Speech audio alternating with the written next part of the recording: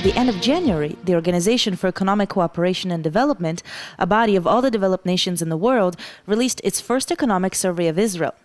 The survey was one of the final steps before the body will vote whether to include Israel as a member state of the organization next week. The Real News spoke to Shir Hever, an Israeli economist at the Alternative Information Center. Israel has tried to join the OECD since 1993, actually. Israel's attempt to join the OECD is part of the policy that Israel adopted with the Oslo process in the 90s, trying to become more integrated into the global economy and the global community, and using the peace process to pave the way for more integration, which is seen as a strategy that will protect Israel from international criticism for its violations of international law, and also as a means of strengthening the economy and raising revenue, which can be used to further Israel's policies. The OECD found that if it were to include Israel as a member state, it would be the state with the biggest rate of poverty.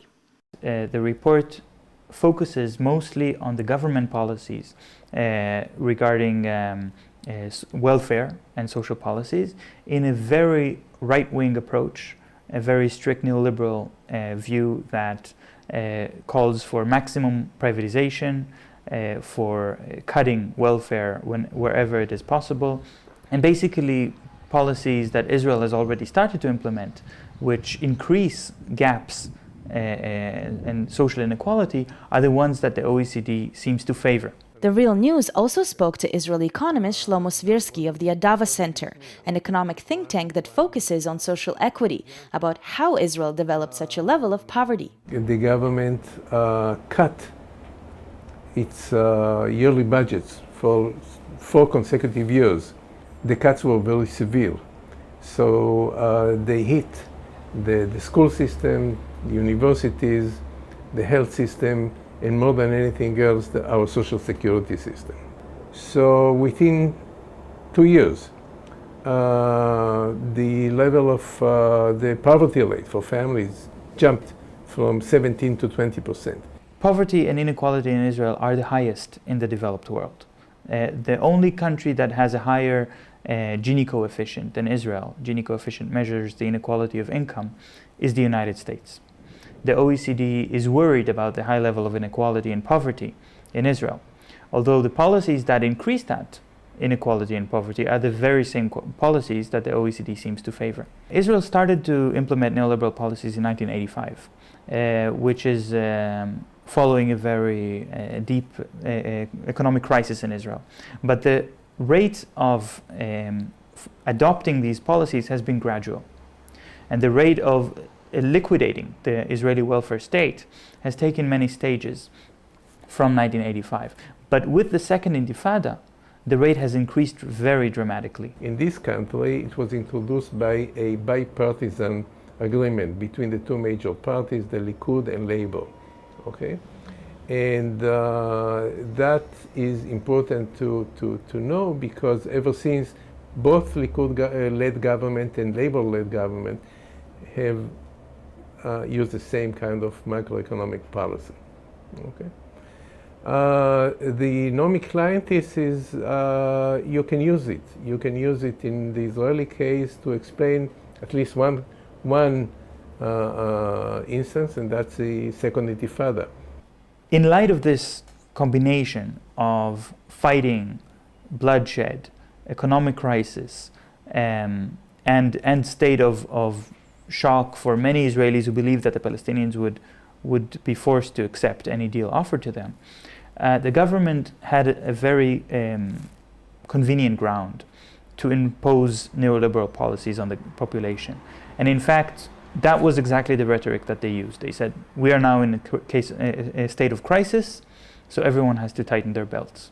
The ideas that Naomi Klein talks about in her book, The Shock Doctrine, are already visible in 1985, the beginning of these policies, because the economist that wrote the stabilization plan for 1985, the reform, where Israel is taking a new road towards neoliberalism and away from the welfare state, have written in their own diaries, at their own journals, that they had the plan to implement these policies long before 1985, and they used the economic crisis as an excuse to push forward these reforms. So the reforms were not really tailored to the crisis. According to the OECD review, the two populations with the largest poverty rates are the Arab citizens of Israel and the Jewish ultra-Orthodox. In the case of the indigenous Arab population in Israel, major contributors are discrimination and a lack of government investment in development and education. The Jewish ultra-Orthodox, on the other hand, have chosen to dedicate their lives to religious study and are therefore dependent on government subsidies. However, this conclusion is misleading, as the statistics the review used carefully excluded the Palestinians in the occupied territories while including the Jewish settlers there. An internal opinion published by the OECD noted that the statistics Israel provided are misleading, but went ahead and published with the misleading statistics anyway. Israel did not give the OECD this data. And in fact, Israel doesn't have this data because the Israeli government has intentionally created a system of data management which makes it blind to the size of the settlements.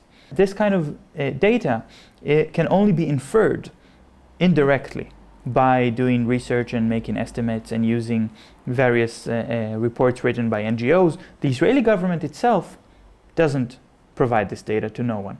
The internal opinion also noted that the statistics Israel provided the OECD regarding its foreign trade were collected by a private company, therefore leaving the Central Bureau of Statistics vulnerable.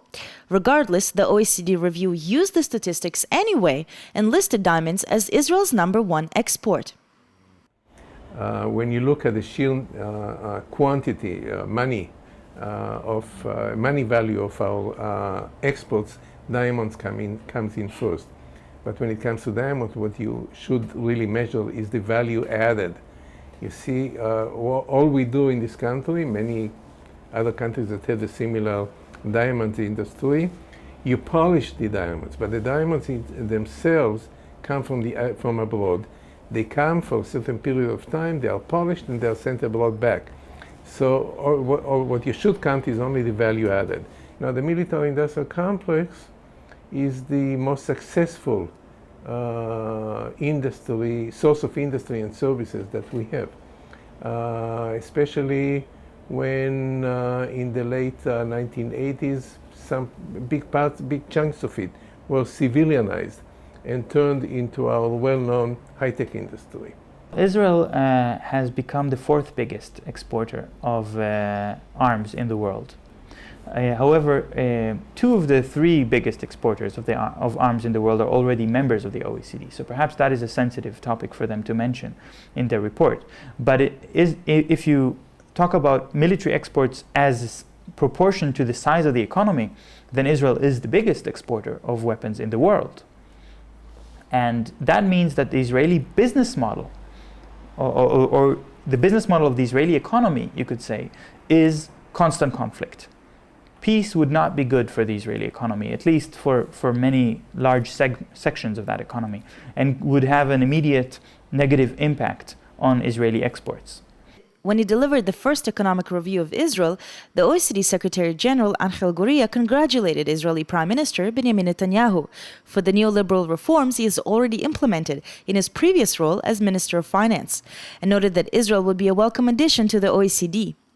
Since the process began, Israel has now passed the 18 review stages that examine various aspects of its economy.